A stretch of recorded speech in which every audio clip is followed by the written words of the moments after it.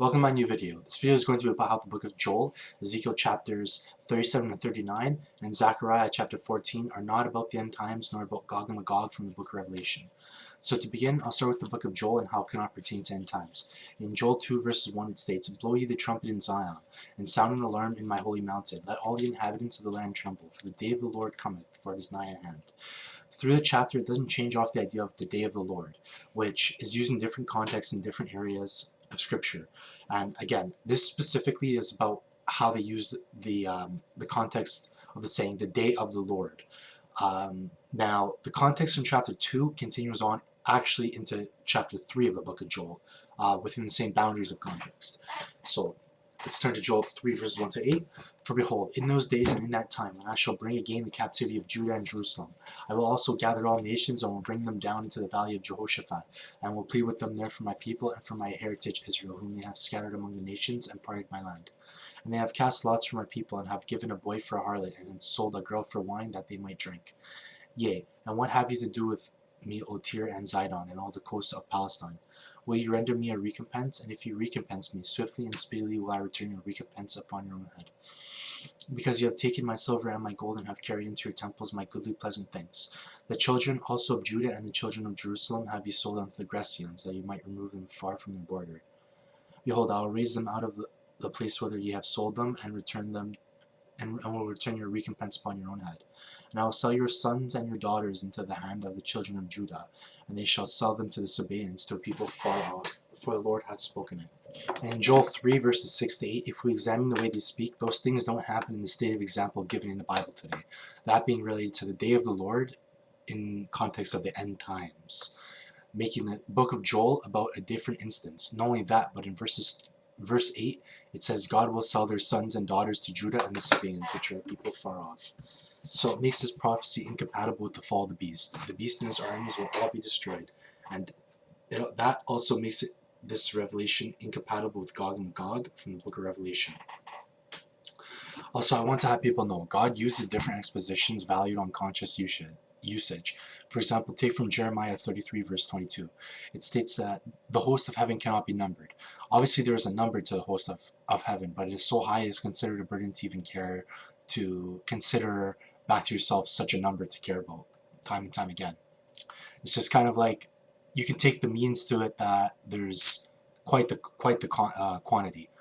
So a lot of people also believe that the Battle of Gog and Magog is before the 1,000-year reign of Christ, which begins only after the beast dies after the beast's 42-month reign, which you can find that being quoted in Revelation 13 verse 5. Now moving on to Ezekiel chapter 38, it mentions about Gog and Magog. Again, Gog and Magog mentioned in the book of Revelation, and Revelation chapter 20 is not the same as this Gog and Magog, and I'll show you why. Also, Gog and Magog is not about the Antichrist either. A lot of people believe that because scriptures that are stated within these books kind of make it seem like it's about a person. Now, turning to Ezekiel 38 and 39, we find a good example of how Gog and Magog are incompatible with the book of Revelation. From Ezekiel chapter 38, we find verses 1 to 3 stating exactly whom God is addressing. Turning to chapter 39, we find God again addressing the same Gog and Magog. In verse 4, we find it saying that they will fall upon the mountains of Israel to be devoured. We also find in Revelation that it is prophesied they will be devoured by fire. Both Gog and Magog devoured by fire. In verse 6, "And I will set a fire on Magog, and among them that dwell carelessly in the isles, and they shall know that I am the Lord." And it also says that God will send fire upon Magog and all that dwell in the isles. There's no isles close enough to Jerusalem, which is around the epicenter where the prophecy of Gog and Magog is going to go down, for this to make sense with both the prophecy of the defeat of the Antichrist at Armageddon and the fall of Gog and Magog after the 1,000-year reign of Christ. We know Gog and Magog in the book of Revelation are stated to go up and charge against New Jerusalem and the camp of the saints. So I'm going to turn this to Ezekiel chapter 39, verses 9 to 12. "And they that dwell in the cities of Israel shall go forth, and shall set on fire and burn the weapons, both the shields and the bucklers, the bows and the arrows, and the handstaves and the spears, and they shall burn them with fire 7 years, so that they shall take no wood out of the field, neither cut any out of the forest, for they shall burn the weapons with fire. and they shall spoil those that spoiled them, and rob those that robbed them, saith the Lord God. And it shall come to pass in that day that I will give unto Gog a place there of graves in Israel, the valley of the passengers on the east of the sea, and it shall stop the noses of the passengers.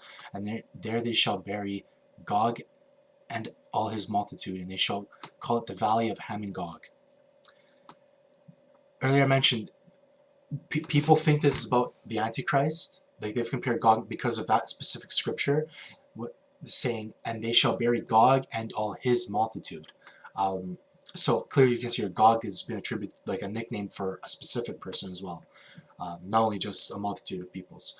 And 7 months shall the house of Israel be burying them, that they may cleanse the land.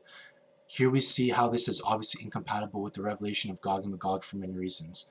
Simply that Gog and Magog are said to be devoured by fire in the book of Revelation. So how can we bury ashes that will fly away in the wind? Do you think God will make us collect them?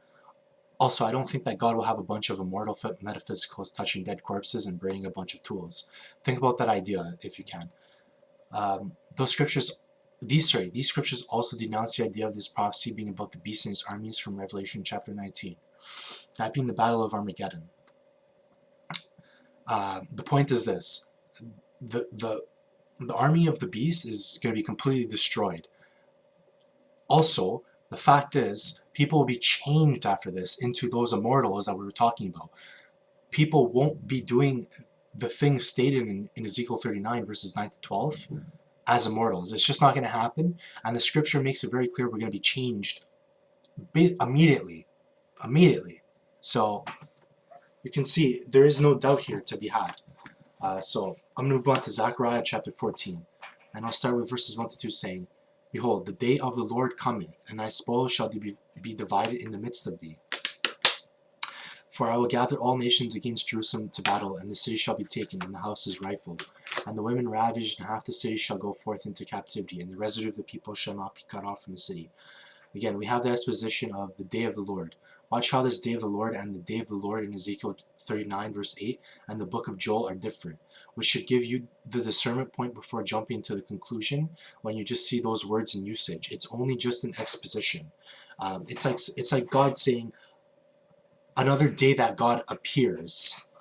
It's that simple. Now, people have used this scripture and compared this to Matthew 24 verse 36, which says, But of that day and hour knoweth no man, no, not the angels of heaven, but my Father only. The reason is because verse 7 says, But it shall be one day which shall be known to the Lord, not day nor night, but it shall come to pass that at the evening time it shall be light. So you see, people say, when they compare Matthew 24 verse 36, that no man knoweth the hour and the day, no, not the angels of heaven, but my Father only. You see how that can happen. But fortunately, there is reference to how this day cannot be the same day as that day. God revealed to us what happens during those days, just not when. So I'm going to turn us to Zechariah chapter 14, verses 16 to 21. And it shall come to pass that every one that is left of all the nations which came against Jerusalem shall even go up from year to year to worship the King, the Lord of hosts, and to keep the Feast of Tabernacles. And it shall be that whoso will not come up of all the families of the earth into Jerusalem to worship the King, the Lord of hosts, even upon them shall be no rain. And if the family of Egypt go not up and come not, that have no rain, there shall be the plague wherewith the Lord will smite the heathen that come not up to keep the Feast of Tabernacles. This shall be the punishment of Egypt, and the punishment of all nations that come not up to keep the Feast of Tabernacles. And in that day there shall be upon the bells of the horses holiness unto the Lord, and the pots in the Lord's house shall be like the bowls before the altar. Yea, every pot in Jerusalem and in Judah shall be holiness unto the Lord of hosts, and all they that sacrifice shall come and take of them, and see if therein. And in that day there shall be no more the Canaanite in the house of the Lord of hosts. So in verse 16 you see right away that this is incompatible with the defeat of the beast and even the fall of Gog and Magog, if you're that desperate to compare to doubts. We know that Gog and Magog in the book of Revelation will be devoured by fire completely. We also know that the beast and his armies will all be defeated, as stated in Scripture. All of that stuff on the table should be enough to know that these prophecies are not about the beast of end times, which some people call the Antichrist as well as the false prophet, which is separate from the beast. nor even about Gog and Magog from the book of Revelation. Hope this video bless you all. God bless you all. Amen.